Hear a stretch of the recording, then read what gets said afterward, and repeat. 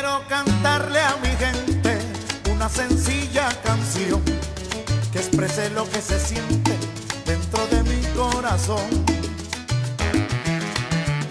Pues yo vivo agradecido por mi color de canela. Il y a une beauté dans ces chaos qui ça me manque quand même. On a beaucoup de lumière, beaucoup de soleil. Ça fait plaisir de se réveiller, même s'il y avait de bouchons, c'était un peu compliqué, se déplacer au Caracas, mais déjà voir la montagne, en fait, la villa, pour nous, c'est une ville très lumineuse, donc je peux dire ça, une ville lumineuse et chaotique, mais avec une beauté particulière. On improvise beaucoup. À Caracas, on est obligé, on est forcé à improviser parce que rien va marcher comme on souhaite que ça marche, mais c'est aussi une beauté quelque sorte parce que ça nous apprend aussi à prendre cool parfois, à pas être tout le temps dans les mêmes chemins, sinon ça nous oblige aussi à réfléchir. Et dans une journée, on doit changer de chemin parce que c'est comme ça. Et puis, on est quand même heureux. Parfois, c'est contradictoire. Si en Caracas, c'est aussi, je pense que Venezuela en général, c'est contradictoire, ouais, parfois.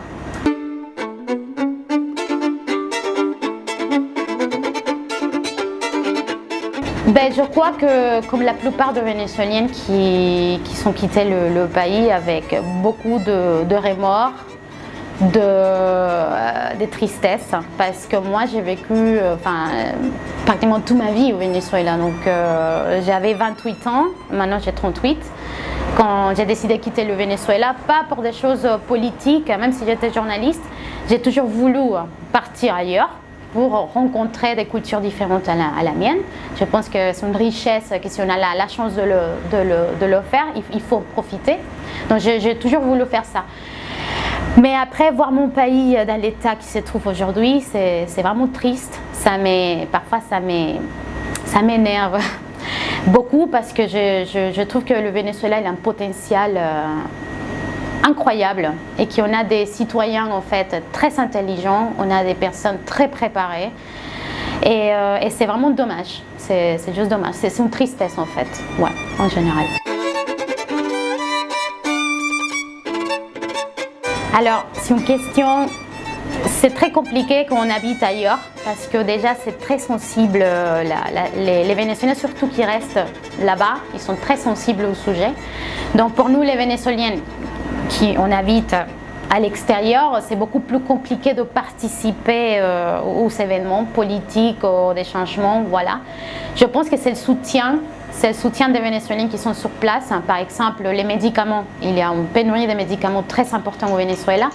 Donc on essaye surtout à Dulce par exemple, je parle d'avoir des initiatives de participer avec des associations qui font la recherche des médicaments. Les gens ils donnent, ils font des dons des médicaments, après ils s'envoient au Venezuela.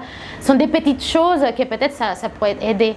Mais comment j'aimerais bien que les choses changent, d'avoir une opposition politique sérieuse, des jeunes qui prennent les relais. On a besoin d'une nouvelle génération avec des idées plus adaptées à aujourd'hui. C'est difficile, c'est comme ça en fait. Il y a un jour qui se réveille et disent ouais, ce jour ça va être, ce mois-ci tout va changer, ça va être bien dès qu'on commence à avoir des informations, mais après, pouf. Donc c'est un peu ce sentiment, on n'est pas 100% sûr, mais être optimiste aujourd'hui, j'aimerais bien, mais c'est difficile.